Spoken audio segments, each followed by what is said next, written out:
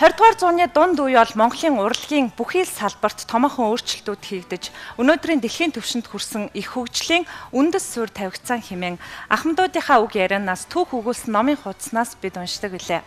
Урлагийн ихэнх байгууллагууд тэр дундаа өрнийн соёлоор Монголд сонгодог урлагийг нутагшуулж байсан их үйл эргийн эхлэл бол яах аргагүй Монгол улсад Монгол Улсын филармоны симфони найрлах хөгжим үүсч хөгжсөн түүх өдрөлээ.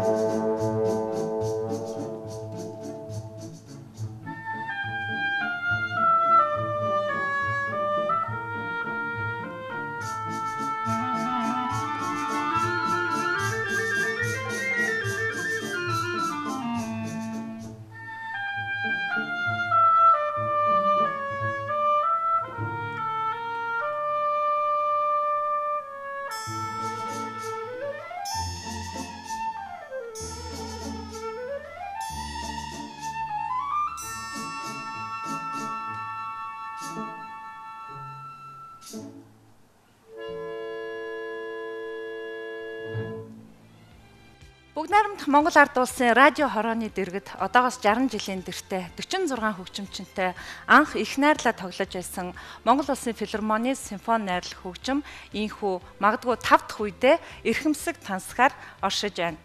Сайн нэвтрүүлгийнхаа энэ удаагийн эрхэм хүндтэй зочдоор Монгол Улсын ардын жүжигчин төрийн шагналт 20 дугаар зууны нэрт хөгжмийн зохиолч Намсрай Жавын нэрэмжит Монгол Улсын филармоны симфони найрлах хөгжмийн хамт олон өнөөдөр нэвтрүүлгийн маань хойморт бүрэн бүрэлдэхүүнээрээ урагдлаа.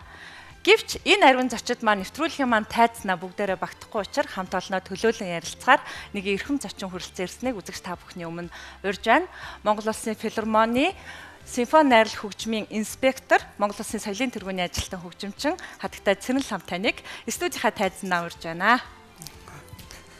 За, сайн байна уу? Сайн байна уу? Урьжхийн маань хамт олноороо хүлээн авсан танд баярлалаа. Баярлалаа. Биднийг нэвтрүүлэхдээ урьжсан. Танай сайнаа нэвтрүүлгийн хамт олонд бас баярлалаа. Таныг судалт урьж байна. За, юун түрүүнд танд олон, танай хамт олонд за мэдээж өнгөрсөн 60 жилийн хугацаанд Монгол Улсын филармоны түүхэнд одоо ажил амьдралаа холбосон, амьдрал хувь заяагаа холбосон тэр бүх хүнд 60 жилийн ойн баярын мэнд хүргэж байна. Баярлалаа.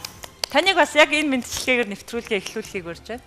Үнэхээр энэ танаа энэ гоё нэвтрүүлгийн хойморт урагдчихсантай баяртай байна. Манай хамт олон тэгээд бидний энэ ойн баяр, энэ 60 жилийн түүх баяр бол энэ оркестрийг байгуулсан Ахмад үе болон дунд үе энд ажиллаж байсан үе үеийн одоо хөгжимчд, удирдаачид, дуучид одоо тэр үеийн одоо энэ филармонд зүтгэжсэн бүх улсуудын тайзны ард бас маш олон хүн ажиллаж байгаа тийм улсуудаа одоо энэ түүхт 60 жилийн ойн баярын мэндийг хүргэж байна. Мөн энэ гэр бүлийн одоо үр хүүхэд тэдний үе үеийн одоо энэ ач гучин зэнэр нь бидний энэ 60 жилийн тоглолтод хурж ирж одоо урилгаар хүрэлцэн ирж үзээрэй гэж одоо урьж байна мөн. За 6 сарын дундуур яг түүхэн тохиох юм бэлээ. Би мэдээж танай хамт олонны 60 жилийн түүхийг яг энэ ярилцлагынхаа туршид бүрэн гаргаж чадахгүй учраас тодорхой хэмжээнд мэдэж авахын тулд одоо түүхэн тэгшээд зориулсан номыг бүгдийг нь уншсан л да. Одоо яг миний ширээн дээр байна. 40 жилийнх байна, 45 жилийнх байна, 50 байна, 55 жилийн. Тэгээ хамгийн сүүлд бас юм сайхан зураг танилцуулга гарсан байлаа. Тэндээс уншаад би бас нэг эрхэм хүндтэй зочныг нэвтрүүлэхтэй урьсан л та. Тэгэхээр та бит хоёр магадгүй таны хувьд бол хэдийгээр улсын филармонийн симфони найрал хөгжимтэйг амьдралынхаа 30 жилийг хамтдаа өнгөрүүлсэн анхны үг түүхийг та бит хоёр бол бас л ном зохиолоос сонсон Ахмад үеийнхнийхаа ярианаас сонссон байгаа шүү дээ. Тэгэхээр өнөөдрийн энэ сайхан нэвтрүүлгийн хойморт бас нэгэн хүндтэй зочин өргөдөх нь зүйтэй гэж хоёлаа зочноо өгтөө аваад яриагаа үргэлжлүүлээ. За. Санаа нэвтрүүлгийн маань урилгаар Монгол Улсын филармоны симфони найрал хөгжмийн хамгийн анхны орон тооны дуучнаар бас салбарын сайдын тушаалаар томилогдож ирсэн нэг эрхэм хүндтэй зочныг нэвтрүүлэхтэй урьсан. За студидтэй урих зочин маань Монгол Улсын ардын жүжигчин Хөдөлмөрийн Баатар Баартуугийн Зангад.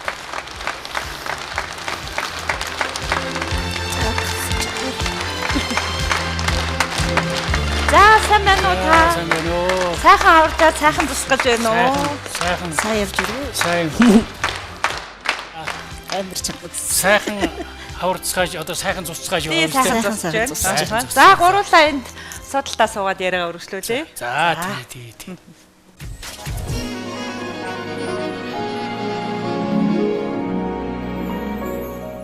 Дөнгөж сая нэвтрүүлгийн маань урилгаар бас нэгэн хүндтэй зочин студид маань хүрэлцэн ирлээ. Монгол Улсын ардын жүжигчин Хөдөлмөрийн Баатар Баартуугийн Зангад. Сайн байна уу та? Сайхан аварж иж байна уу? Сайхан аварж иж одоо сайхан цусгах гэж байна. Тий, сайхан цусгах гэж байна. За нэвтрүүлгийн маань урилгыг хүлээн авсан танд баярлалаа. Тэгээд ойн баярын мэнд хүргэе. Тэг магадгүй симфони найрал хөгжмийн 60 жилийн үг түүхийн хэдэн жил нь одоо тантай холбоотой байна? 50 гаруй юу?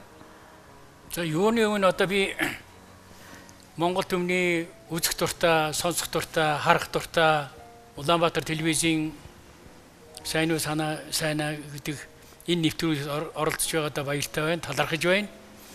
Тэгвэл энэ нэвтрүүлгээр Монгол Улсын симфони найрал хөгжим үүсгэн байгуулагдсны 60 жилийн ойн түүхт энэ арга хэмжээ үеэр бас төмөн олондоо бас танилцуулах, ойлгуулах энэ чиглэлээр бас биднийг урьж оролцуулж симфони найрал хөгжим манай хамт олныг бас ингэж оролцуулж байгаад Ахмад уран бүтээлчний хувьд би бас одоо бас үлзий хичээгүйж ханцуунтай залбирцсан л да.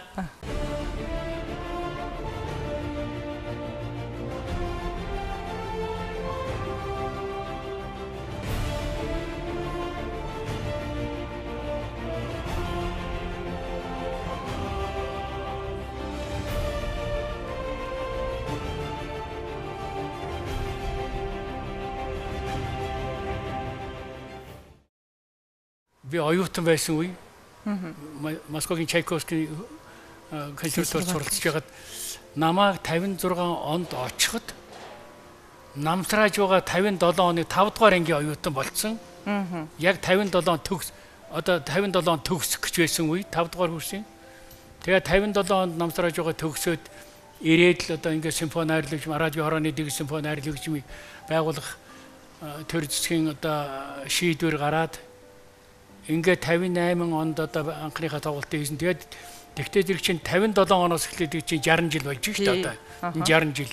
Тэгээ би сургууль төгсч ирээд 1962 оноос эхлээл энэ оркестртэй хамт одоо ажиллаж амьдж энэ хамт олон энэ Монголын хөгжмийн урлагийн агуу их сууд хүмүүсийн нөмөр нөөлгөнд ажиллаж би 55 жил энэ оркестртэй хамт ажиллаж л дээ. Миний уран бүтээлийн одоо их уран бүтээлд орох их гараа маань одоо эхэлж байсан үе биз.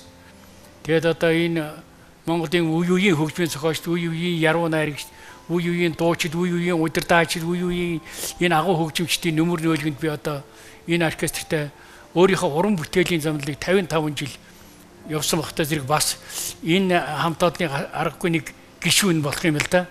1968 онд энэ симфони найрал хөгжим чинь орон тооны дуучингүй байсан байхгүй дээ. энэ тэндээс дуурийн театраас, ардын ансамблаас, одоо дуурийн театраас пүрүүд орж байгаа, хайдвгаа, заг зурмгаа энэ төргээл эрд бол ардын ансамблаас чинь бандрах, түмэн дэмбэрл өөрчлөлт орсоо энэ төрийг одоо өөрчлөлтүүлдэг. Тэгээ одоо би чи хөгжим бүжгийн сургууль огчаасан бол одоо би хөгжим бүжгийн сургуулиас бас ирнэ. Ингээд бид нар ч одоо тал талаас хоригдтээд энэ үйл ажиллагаанд хамтарч оролцож хөгжмийн орлогыг төмөн олон түгээн сурталчилсан соён гэгээр үйл ажиллагаанд бид нар тал талаас эрвэхээр зүтгэж байсан да. Анхны орон тооны дуучнаар одоо сайд тушаал гаргаад таныг томилоод явуулахад танд ирэхэд энэ оркестрт бас нэг тийм дуучны орон зайг бий болгох өдр гэсэн нэг тийм зүйл байв. Танд бас их хариуцлага оногдчихэв үү? Тийм, тэгтээ зэрэг чинь одоо орон тооны хүн гэдэг чинь шал ондоо шүү дээ бас. Зүгээр нэг зэрийн одоо нэг өргөдөд ирэх биш тийм. Одоо өргөдөж ярьсан гаднаас одоо ийм дуучид бол хэрэгтэй өнөх зэрэг шиг. За ийм дуучнуудыг тэр чинь одоо би бас үяа шүү дээ. Сангадаа одоо тийм лекц концерт болно. Гол нь тэр юуг болохтой яагаад дуучны оронтойтой болсон юм гэдэг зэрэг чинь ингэдэг болсон юм. Симфони найрал хөгжим дөнгөж байгуулагдсан учраас симфони найрал хөгжмийг танилцуулах тэр хөгжмийн зэвсэг бүрийн дугуйр танилцуулдаг. Ойлгуулах тийм олон нийтэд. Тэр лекц намсрааж байгаа өөрөө уншин, Бярва багш уншин хоёлоо. Тэгэл хөгжим бүхний дуу авяаг сонсгоно. Тэгээ дараа нь тэр найруулгын юунуудын сонсгоно. Тэгээ дараа нь бүх юмнуудыг ингэж импсгэлчээд тэгээ дараа нь нөгөөд улсуудаа ойлгомжтой танилцуулахын тулд тэр чинь одоо хөгжмийн номер үед тоглоод тэгээд тэрний шигтгэе болгож бас хүмүүсийн сонирхтыг татах. Тийм учраас тэр дуучдууд заавал шаардлагатай болсон. Тийм учраас тэр дуучдуудыг оруулах болсон. Тэгээ дараа нь зөвхөн Улаанбаатарт энэ үйл ажиллагаа явуулаад зогсохгүй хөдөө орон нутагт бас энэ хөгжмийн сурталчилгаа танилцуулга өргөн явуулах болсон. Ийм учраас хөдөө явхад бас дуучид мэрэгжлийн дуулаагч хэрэгтэй болсон. Ингээл одоо симфони найрал хөгжмөд байхгүй уран бүтээл юунуудыг дуунуудыг найруулах хийгээд тэгэл одоо тэднэртээс сургууль хийн үндсэн байгууллагаас нь чөлөө аавн нөгөө дуучдуудыг чинь тэгж ингэж явуулж байсан те. Тэгэл одоо симфони найрал хөгжмөд анхны дуучин болж ирсэн те. Мэрэгжлийн жинхэнэ одоо мэрэгжлийн уран одоо хөгжимчд гарах тийм нөхцөл юу н арай бас нэг тийм бүрэлдээгүй арай цөөхөн яасан уран сайхны сургууль хөгжим бүжгийн сургууль дөнгөж одоо байж исэн. Яг уу тэгээд тодорхой хэмжээний уран бүтээл юу боловсролтой бэлтгэжэл гаргадаг. Тэгээд тэр оркестрийн хэмжээнд үр тийм олныг бөөнөр гаргах тийм боломж бололцооны хувьд их хэцүү байсан л дээ. Тийм учраас симфони найрал хөгжмийн одоо тэр анхлаа байгуулсан циркийн жаз хөгжмчдөөс тэгээд ардын ансамблаас, цэргийн ансамблаас, хилийн цэргийн ансамблаас тэргээд янз бүрийн гадны хөгжмчдээс хуучир өдр тогтдог байсан улсуудыг бүр хийл одоо нэг сонгодог хөгжмөд зааж өгч бас арай дөхүү тэгээд одоо бүрээ дээр өгүүлдэг байсан улсууд нь Валтор нэдэргээд дандаа нөгөө одоо Европ хөгжмүүдийг бүгдийг бариулаад тэгээд нөгөө эрхэш нөгөө сонсголтой хүмүүсүүд байгаа учраас зааж сургач тэгж өнөдөр байгуулагдсан байдаг байхгүй юу. Энэ том бүрэлдэхүүн өдөө зэрэгтэй авч явахад бол манай энэ удирдаач нар энэ дарга нар одоо тий боловсруулж хүний нөөцийг ингээ бэлдэг энэ улсууд бол бүгд их роялтай байсан намсрааж байгаагаас ахуулаад оркестр айгуу хайрладаг. Хэдий өөрөө яг нөхөө түрүүний зангадгаа хэлсэн шиг тий яг хөгжимч дундаа л явж идэг. Манай ерөөсөө энэ удирдлагууд дарга нар хизээч өнөөдөр ингээл тусдаа том машин унаад ч юм уу ингэж явахгүй шүү дээ. Яг нөгөө автобусанд л явж байгаа л автобус нь машинд бол явж байгаа л машинд явгаад хөдөөний явна. Тэгээд тэрний дараа би өнөөдөр энэ удирдаач нарыгаа бас их юу дурдмаар санагдаж байна. Манай удирдаач нь жигч зүрэн гэж байсан. Дараа нь Чулунгай манайтай бас ажиллаж исэн. Чулунгайчин төрөөс гараад манайд ажиллаж исэн. Тэгээд дээрэс нь одоо тулаах удирдаач бас манайтай эхлээд төгсж ирээд манайд удирдаачаар ирээд манайд ажиллаж байгаа дараа нь дурлал явсан. Тэгээ бүтэн байрагч маань байна. Үнэхээр манай бүтэн байрагч энэ яг энэ бүр айгу хүнд үед энэ оркестрыг авч гарсан. Нэг хэсэг нөгөө 90 баун болоод нөгөө арчилсан юу гараад нөгөө зах зээл гээл те бүр цалин байхгүй хүнэн цөөхөн болоод гадагшаага тэтгшаа бол дөөрөө Филмийн театрын оркестртай нийлүүлнэ гэж яригдчихсэн гэж байгаа тийм тухай үед аа. Тэр тухай үед тэгжсэн тэрний дараач бас юм тэр үед өстө баттай зогссож энэ оркестрыг авч үлдсэн. Өнөөдөр бас энэ тэрний дараа өнөөдөр хүүхдэн одоо охины төгөлдөр хуурч ирсэн. 3 үеэрээ өнөөдөр энэ Улсын филармоны симфони найруулагчдад намсраж явсан ач охин одгэр л одоо төгөлдөр хурцаар Тийм ажиллаж байгаа төгөлдөр урчаар ажиллаж байгаа. Тийм. Намсраажуугаад бол ер нь оркестрийг анхлал үүрэг даалгавар төрөөс аваад бийдүүлгээд гүйцэтгэж тэрнийхээ завсар төлөөгөөр энэ үндэсний юу симфони арил хөгжим бүтэн бүрэлдэхүүнийг алсын ирээдүйн боловсон хүчний бэлтгэл их анхаарч байсан хүн байлээ л дээ. Вервагш тэр хоёр ч одоо хоёулаа. Тийм. Тэгэл анхлал одоо нөгөө Түмэн Дэмэрлэгой араас нь алимаа агч идэр гэдэг тэгээд дээд мэрэгчлээ усууд одоо нөгөө төгсөж ирээд ерөөсөө явуулаад исэн байгаа. Тэгээ ер нь бол манайх 80 оны одоо дундуур надыг яг одоо сургууль төгсөөд ирэх үед бол одоо ерөөсөө 4-5хан дээд сургуулийн гаднаас төгсөж ирсэн. Бус нь дандаа нөгөө дунд сургууль, зарим нь нөгөө практикаар суусууд байж байгаа шүү дээ. Тэгээд одоо яг цэвэр одоо үдийд гэхэд манай бараг 80-90% нь дээд сургуулийн төгссөн. Дандаа гаднаас итэр төгссөн одоо ийм мэрэгчлэнтэй болсон байгаа байхгүй. Анх 57 онд үүсгэн байгуулагдчихсан энэ симфони хөгжим маань ингээл мэдээж үе үеэрээ ингээл дараа нь төгсөж орж ирсэн залуучуудыгаа Ахмад үеийн сургаал ингээл явсан маа штэ. Тэгээ миний хувьд нэг баримжаалахаар 60 жил дотор хэрвээ 12 жилээр үежилдэг гэж явах юм бол нэг 5 дахь үе нь одоо бас өсөж торинж байгаа гэж миний хувьд бодоод байна л та. Одоо энэ оркестрийн маань хамгийн Ахмад настай нь хэдэн настай хүн байна? Хамгийн залуу төгсөж ирсэн залуучууд нь ер нь хэдтэй? Тийм шүү дээ. Хөгжим бичгч нь өөрөө нөгөө 12 жил сурдаг.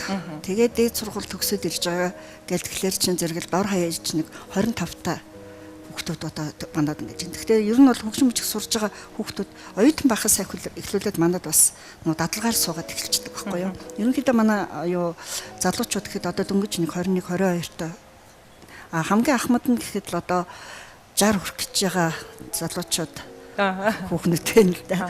Тийм. Залуучууд нь 60 гэж штэ.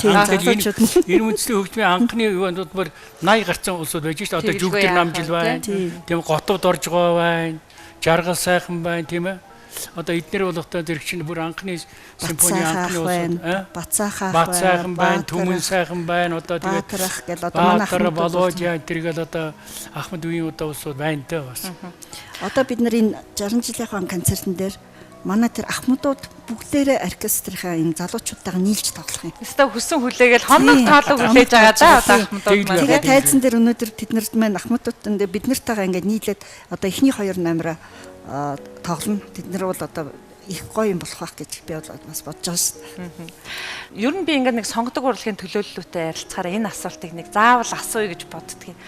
Олон нийт ингээ бүр нэг массаараа сонгодог урлагийг ойлгоход нэг тийм боловсрал хэрэгтэй байгаад идгээ.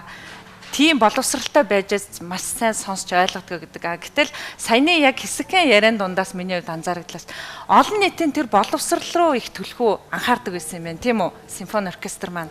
Тэ анхны бас зорилго, анхны үйл ажиллагаанууд нь тэр лекц симфони гэдгээр лекц концерт гэдгээр ер нь бол ахмадууд биднийг ирэхэд л тэр концерт байнга явагддаг байсан. Одоо байна уу? Одоо явж байгаа. Одоо бид нэр одоо нөгөө сар болгон нэг тоглолт хийдэг болсон. Тэгээд дандаа хөтлөгчтэй нөгөө буйш багшаар одоо нөгөө их орон телевизийн цагаан лавгийн буйш хөгжим судлаач те дандаа тайлбартай явж байгаа. Сар болгоны нөгөө сонгодог концерт байнга үзэгчтэй болцсон. Одоо манай филармоны сар болгоны тоглолтыг үздэг үзэгч нар бүр ингээд дандаа хүлээж идэг. Сонсогч нь хэм байна? Одоо жишээлбэл лекц концертыг одоо яг зорж очиж байгаа хүмүүс нь анхны тэр яг энэ номон дээр түүхээр бол ингээд үйлдвэр аж ахуйн нэг газрууд те том байгууллагууд ингээд бүр захиалж ажилтнуудаа сонсгодог байсан гэхээр тэр маш том бодлого яваад байна одоо те.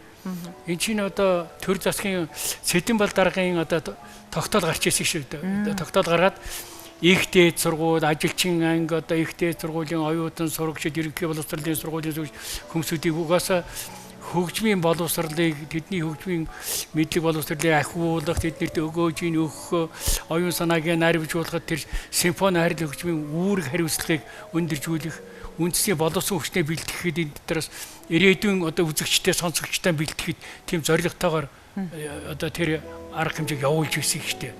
Тэгээ бүр намсараж байгаа ч одоо юу шүү дээ 1956 57 8 оноос эхлээл симфони хайрал хөгжмийнхаа тэр танилцуулгын лекц концертыг хийгээл хөдөө орон нутаг сургууль цэргийн байгууллага одоо ингээд хаана л одоо тэр хүн амьдарч ажиллаж байна тэнд л хөгжмийн урлагийг сурталчлах, таниулах, ойлгуулах тийм зорилгоор явж ясан. Тэрэнд ч одоо ард түмэн их дуртай. Албан байгууллагууд ч урилгаар аваачиж үзүүлдэг, сонсуулдаг, тэр лекц концертыг чагнадаг, сонсдог. Тийм байсан учраас тэр чинь 1971 онд ардын хувьсгалын 50 жилийн ойгоор намсараж байгаад бүгд найрамд Монголын төрийн шагнал өгсөн.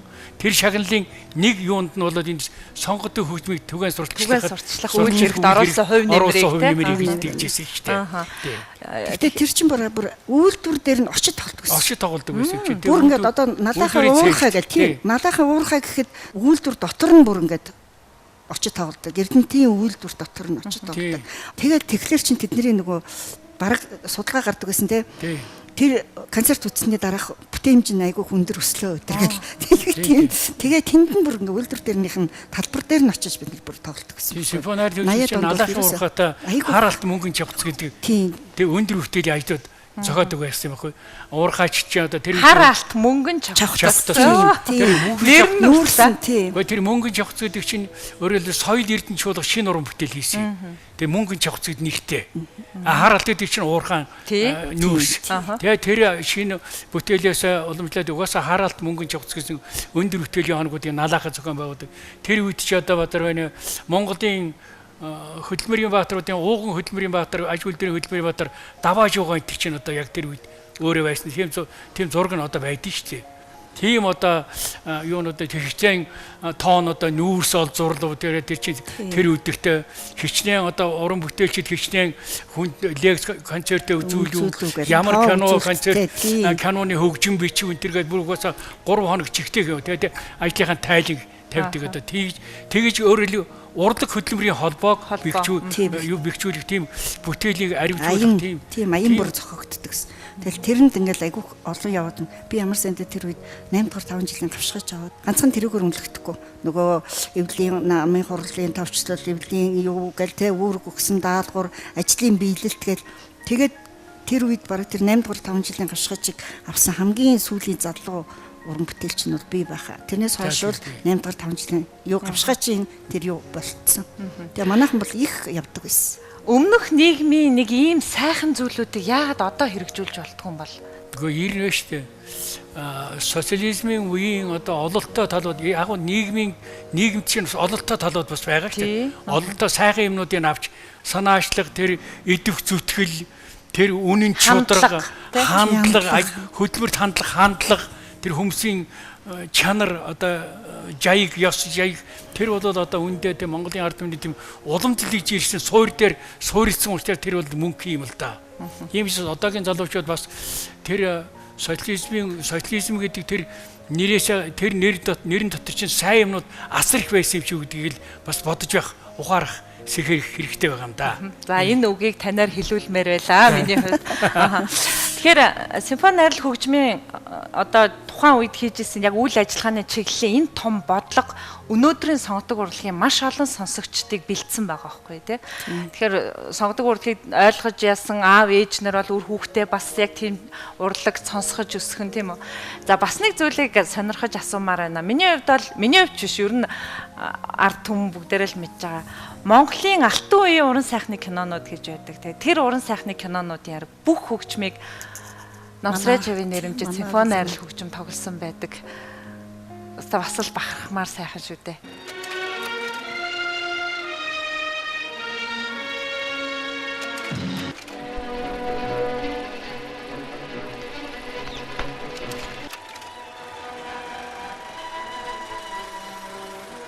Үнэхээр одоо алтан өргөө гэж одоо мэдчих. Тэгэхэд өнөөдөр алтан өргөгийн хөгжмийг тэр үед одоо оркестр манай бүрэлдэхүүн арай юу гүйцэд биш. Тэгээд тэр киног өөрөө Германы талтай хамтарч хийсэн юм байлээ.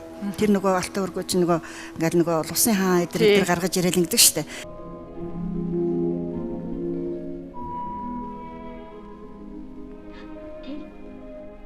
Меня урлж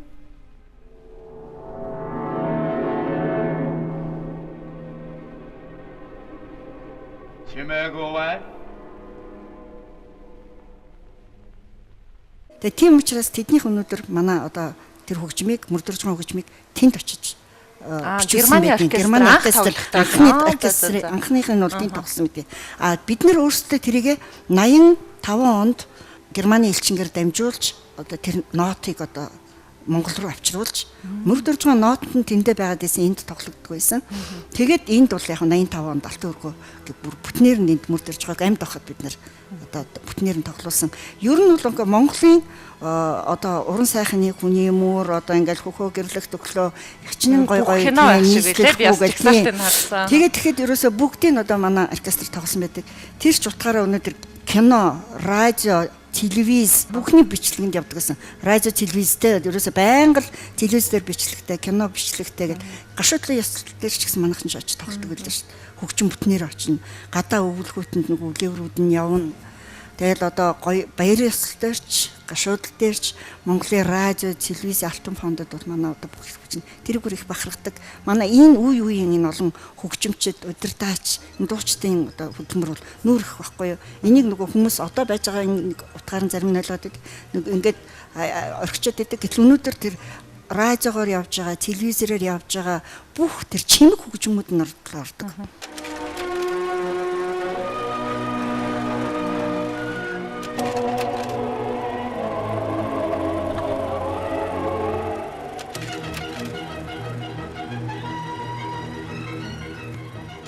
За тэгэхээр киноны хөгжмүүдийн тухай ярьсных бас таны ярианд яг онцолж дурддагдлаа л да. Алтан өргөө уран сайхны киноны хөгжим гэдэг. Тэгээ Зангадгаан бас уран бүтээлтэй бас их холбоотой байдаг юм билээ. Таны хувьд Алтан өргөө уран сайхны киноны хөгжмийн хэсгээс та надад яг энэ хэсэг дээр нэг сайхан дуу болгоод бичээд өгөөч гэсэн хүсэлт тавиад нэг дуу төрж исэн юм гинлээ. Тэрнээс авалцаач. Сая улсын симфониар хөгжмийн филармони симфониар хөгжмийн 60 жилийн ойд зориулаад Алтан өргөө киноны хөгжмийн тоглолт концерт тоглолт болж байл л дээ. Би тэгээд тэрэнд бас их дутуу сэтгэж би бодож яг би тэр бол миний хариуцлагаас болсон байх. Нэгдүгээр хоёрдугаарт 90 манай энэ хөгжим судлаач нар одоо бас нэлээд их сайн дэлгэрэнгүй энэ бүтээл яасан энэс салбарлаад юу вэ гэдэг дээр бас анхаарлаа их сайн төвлөрүүлж байвал бас зүгээр юм уу би бодож байлээ л дээ. Алтан өргөө киног одоо хүмсүүд Алтан өргөө киноны хөгжмөл гэж яриад байгаа бол Алтан өргөө киноноос ирнэ тэрнээс салбарлаж өшөө уран бүтээл ирэн салбарлаж гарсан юм уу гэдэг дээр одоо манайхан мэдэхгүй дээ. Өнөөдөр мэддэг хүн одоо би өөрөө байж байна. Ягаад би мэдээд авцсан байгаа. Тэгээ асууж. Чи мэдээд авцсан. Тэгсэн чинь мөрд орж байгаа Алтан өргөө киноны тэр өнөө дарари гэдэг тэр хөгжим үнэнхүү их нэг сайхан санагдаад л тэг би мөрд орж байгаатай дайрд мөрд орж байгаа та энд нэг үг хийлгээд та над нэг өгөөч би энийг нэг дуулмаар байна гэхгүй дээ. Тэгэд өөрөө ч тэр мөрд орж байгаа тэр сандлыг хүлээж авсан. Тэгээд хэд хоногийн дараа Касма гэдэг хүнээр үг хийлгээд тэр надад хангайн дуу гэсэн армаас надад чирч өгсөн. Тэгээ би тэрийг бичүүлсэн би дуулсан миний CD-д явдаг.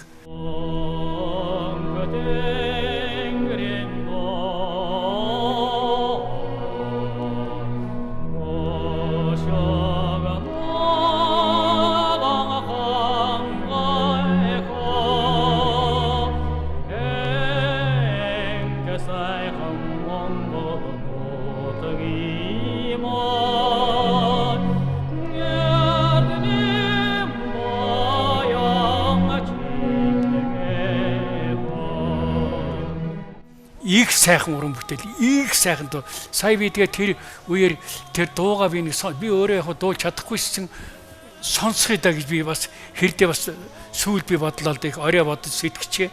Тэгтээ зэрэг Алтан өргөө зөвхөн кино биш, кинонаас салбарлаад бас түүнээс салбарлаад зохиолч маань өөрөө бас сайхан арманс дуунууд бичиж байсан юм шүү гэдэг тийм сэтгэлийг бас сайх юм гарсан. Тэрийг ер нь манай сонсогч ч гэсэн та бүхмээр Монголын радиоос захиалаад сонсоод тун илүүдэхгүй байгаадаа илүүдэхгүй дээ би бас энэ дэлгэнд чи ирнэ бас их сайхан их чи юм судал жишээ аргагүй чи төм олон соён гэгэрүүлж байгаа хүн чинь бас ийм зэрэг юм бас ингээд сэтгээд олоод авна гэдэг чинь бас би чамд одоо их олзуурах байна их талархаж байна. Яг энэ яриан дээр бас үзэгчтэйгээ хамт симфони найрал хөгжмийнхаа оркестрийн хамт олонтой нэг сайхан хөгжмийг сонсъё гэж бодож байна. Мэдээж бид гурван ярианд гарсан Алтан өргөө Монголын уран сайхны кинонд зориулан бичсэн Монгол Улсын ардын жүжигчин төрийн шагналт Мөр доржийн бүтээлээс хэсэгхэн үзэгчтэйгээ сонсоод яриагаа үргэлжлүүлье.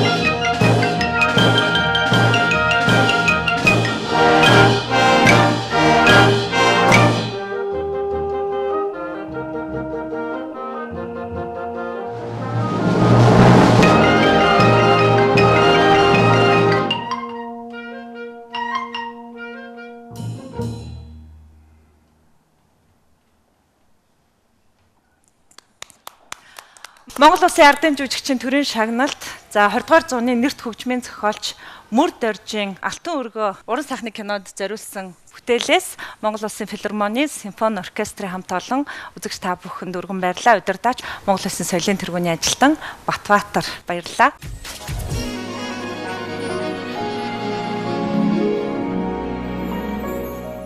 Нэвтрүүлэгтээ одоо Монгол Улсын филармоны симфони найрал хөгжмийн одоо үүсч хөгжсөн түүхэн 60 жилийн түүхийг за бас ирээдүйн хөгжлийн тухай ярихдаа бас ардын жүжигчин Зангадгаагаа уцаар ярьж өрөхөд бас маш их таатай сайхан хүлээж авсан л та. Өөрийнх нь хувьд бол мэдээж амьдралынх нь 50 жилтэй холбоотой энэ хамт олонны үг түүхийг үзэгчтэйгээ хуваалцсан гэдэг бол бас их сайхан байсан баг. Тий. Юу одоо өнөөдөр одоо симфони найрал хөгжмийн байгуулагчдын 60 жилийн арга хэмжээ ингээд эн чинь зөвхөн одоо нэг симфони найрал хөгжмөд ажилласан нэг хэдэн уран бүтээлчдийн ой биш юм аа. Энэ бол Монголын ард түмний одоо Монголын хөгжмийн урлагийн их том баяр. Хөгжмийн урлагийн их том баяр. Монголын ард түмний их том баяр. Одоо соёлын их том баяр болж байна. Тэгтээ зэрэг чинь бид яг уу зүгээр одоо ингээд түүхэн иргэд дурсахтаа урд хийж ирсэн бүтээлж ирсэн хүмүүс угаасаа мартаж болохгүй юм байна. Энэ хөгжмийн урдгийг өдөө зэрэгтэй энэ олон жил авч явсан бүтээл хийсэн энэ гончиг сумлаагаа тэр хөгжмийн зохиолчд Мөр доржгаа, Дамдын сүрэнгаа, Лувсан шааруугаа тэр ингээд тэр хөгжмийн агуу их том бүтээлүүдийг хийсэн тэр одоо хүмүүсүүд Монголын ард түмэнд үнэнхүү одоо хөгжмийн урдгийг хөгжүүлэхэд агуу их та нар маань одоо мөнхийн сувраг босгож өгчээ гэж тэгж бид нэр өнөөдөр ингээд дурсах зөв байх л да.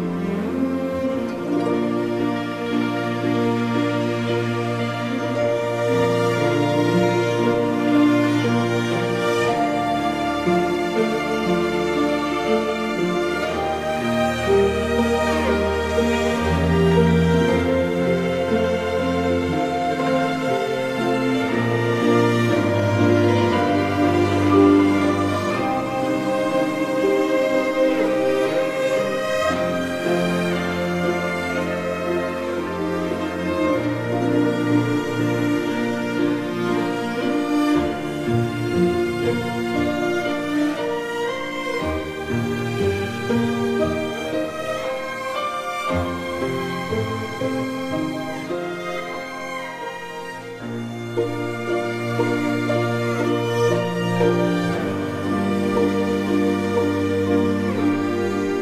хувьд бол одоо оркестрт ганц одоо бидний дутагч одоо хүсч явдаг юм бол бүл бүтэн 60 жил болсон оркестр маань өнөөдөр өөрийн байр байхгүй, тайзгүй. Одоо бид нар чинь соёлын төвөргөний одоо тэр артлын жижиг нэг өсөндөө лекцийн зориултаа, кино лекцийн зориултаа тийм зааланд өнөөдөр үйл ажиллагаа явуулж байгаа түрээс төлөөд. Тэгэхээр энэ одоо бидний хамгийн хүсэж байгаа юм. Боловсон хүч яах вэ? Одоо бэлтгэгдсэн залуу боловсон хүчнүүд одоо гадагшаага Хятад, Солонгос, Орос, Америк, Австри тал бэлтгэгдэж байна. Эднэрийн одоо хөгжим, сонгодог хөгжмийг өнөөдөр үнэлэх хэмжээ ямар дэлхийд байгааг өөрсдөө мэдчихэж байгаа. Тийм учраас биднийг Монголд ерөөсөө тийм концертын бүр яг симфонический оркестр тоглох тийм яг зориултын тайзтай ганц газар байхгүй. Бүхэл бүтэн 60 жил болсон оркестр гэхэд л соёлын төвөргөний нэг кино залыг төрөслөөд амжиж байгаа байхгүй. Энэ сайхан оркестр энэ одоо би залуучуудыг ирэхэд боддог. Үнэхээр гоё зридл байгаад ороод ирээд үзэж байгаа.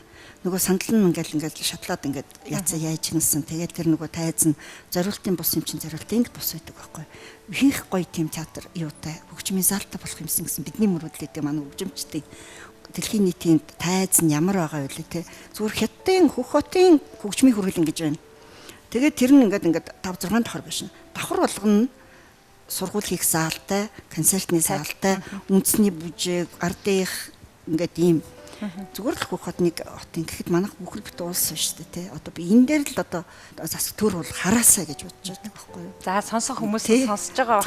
Яагаад ч юм ингээд нэг урлагийн үнэн удаан жилийн үг төвхтэй энэ байгууллагууд маань нэг ийм л асуудалтай байх юм. Тулгамдж байгаа асуудал нь дандаа л нэг ийм одоо хоёрдугаарт тавигдаж байх хэвээр асуудлууд л байгаад байна л та. Таны хувьд юу гэж? Тий. Санал улс орны эдийн засаг одоо ингээд цаашаа өссөн өнгөний гэж бодсон. Одоо тий өнөөдөр энэ Улаанбаатар телевиз одоо жишээл UBTS телевиз өнөөдөр ингээд ирэх болгонд л уран бүтээлчдийн эрх ашигын уран бүтээлч яавал энэ одоо энэ соён гэгээр үйл ажиллагаагаа аятайхан явуулчих гэсэн тиймэрхүү сэтгэлийг өвөрлж байна л дээ эдний удирдлагууд. Энэ сайхан бүтээлчд одоо өнөөдөр оркестр суудаг энэ том заалтай болцсон байх юм. Одоо би одоо эрэлгүйх удцсан болоод одоо тийм юм уу энэ одоо хизээ ашиглалтанд орсон бөгөөд одоо ингээд оркестр хурцрээ бүхэл бүтэн бүрэлдэхүүнээр ингээд тоглоо сууж байгаа. Ийм учраас зөвхөн одоо байгууллага ингэж анхаарч байгаад улс бол концертын асар том сайхан ордон барих хэрэгтэй байхгүй дээ чинь. Монгол улс хөгжиж байж чинь улс орон гаднаднаас зочин гүйцийн их ирж байна. Уран бүтээлчид гадчгаа додчгаа их явж байна. Манай дуулаачид бол дэлхийн дуулаачд болцсон явж байна дуулаачд маань. Дэлхийд одоо зартаа уран бүтээлч хөгжимчд болцсон явж байна. Ийм учраас Монголын соёл урлагийг хөгжүүлэх, Монголын соёл урлагийг цааш нь өнгөтэй өөдтэй байлгахад л концертын танхим одоо өнөөдөр бүр асар их шаардлагатай байна. Одоо ер нь дараамын театр одоо тэгэл ардын ансамбл хоёр одоо тэндээ нэг байртай. Тэгээ нэг морин баш тэр одоо тэгээд филармони одоо энэ төр ингээд соёлын төвөргөө ингээд нэг тайзан булаацалсан бүтээлийн чанар чансаанд ч одоо бас энэ чинь ингээд нөлөөлөх шүү дээ. Ийм учраас төр засаг чилээс одоо энэ дээр их анхаарлынхаа төвөөс тун холдуулахгүй манай улсын эдийн засгийн одоо хөшүүрэг улс орон маань өнгөтэй өөдөө явж байна энэ дээр бүр зориуд анхаараасаа гэж ингэж л одоо хэлмээр санагдаад байх юм да. Тэглгүй ах уу. 60 жилийн тэгшээ тохиож байна. Мэдээж он цаг ингээд дахиад улираад өнгөрөөд 65, 70, 100, 150 гэд энэ жилүүд үргэлжлэх юм чи ойрын хугацаанд бас энэ асуудал нь шийдэгдсэн сайхан мэдээтэй дараа нь усуулзна гэдэгт найдаж байна. Тэгээ та хоёртоо мөн Монгол Улсын филармоны симфони найрал хөгжмийн үүсэн хөгжсөн 60 жилийн түүх хугацаанд өөрийн амьдрал, уран бүтээл, хувь заяагаа холбосон бүх хүмүүст бас ойн баярын мэндийг UBS телевизийн хамт олонны зүгээс хүргэж байна. Тэгээд өнөөдрийн нэвтрүүлгийн манай соён гэгэрүүлэх үйл хэрэгт нь оруулж байгаа үнэтэй хувь нэмэр гэж таны хувьд үнэлсэнд миний хувьд их баяртай байна. Тэгээд та хоёртоо уран бүтээлийн өндөр амжилт хүсье. Тэгээ сайн нэвтрүүлэг маань өөр ингэсэн бэлэгтэй. Бас өнөөдрийн 2 цагийг энэ нэвтрүүлэгт зориулахтаа үн цэнтэй өнгөрөөлөө гэж бодож дурсаж яваасаа гэд сэтгүүлчийн хувьар тэмдэглэлийн дэвтэр сайн нэртэй үзэг зочдтой бэлгэлдэг юм. Танд урт удаан нас эрүүл энхийг хүсье. Тэгвэл энэ бэлгийг би авах гэж байсан юм байна л да. Одоо тэгээ совиндж байсан юм байна. Одоогоос энэ чинь 2-3 хоногийн өмнө энэ сайн нэвтрүүлгээр хэн явж ирсэн л дээ. Эрдэнэ болгон Цэрэн давг хоёртой ярилцлага хийжсэн. Тэгээд энэ ном, энэ дэвтэрийн харанд үзэг энэ төр өгчээсэн. тэрийг ингээ хүртэх гэж л бэ тэр харж яасан юм байна. Гэтэ би нэг бэлгийг баяртай хүлээж авлаа. За баярлалаа. Мэдээж өнөөдрийн бас эрхэм хүндтэй зочноор өргөдөж хамт олноо төлөөлөн одоо ярилцсан Цэрнэл хам танд баярлалаа. Мэдээж уран бүтээлч хүнд бас уран бүтээлийн зөвлөсөд энэ бол үн цэнтэй хэлэг байх. Танд уран бүтээлийн амжилт хүсье. За баярлалаа. Тэгээд танаа нэвтрүүлэгт. Гэхдээ би сайн нэвтрүүлэг байнга үздэг. Үнэхээр гоё нэвтрүүлэг. Дээрээс нь үнэхээр бас ингээд хүнд дандаа өгөөчтэй их гоё нэвтрүүлэг. Тэгээд таны уран бүтээл бас амжилт хүсье.